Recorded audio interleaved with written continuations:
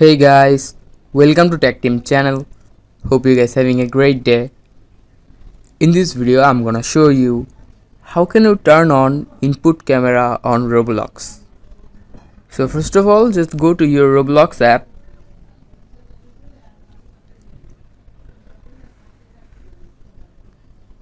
Now just click the bottom last, the three dot icon, scroll down and click on settings. Now click on privacy, the third option.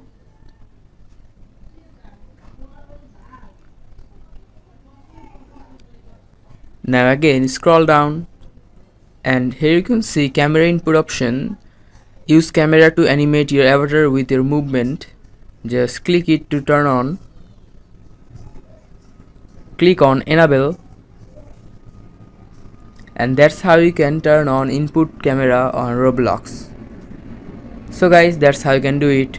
Hope you found this video helpful. If you found this video helpful, then give a thumbs up and don't forget to subscribe Tech Team channel. Thank you very much for watching the video.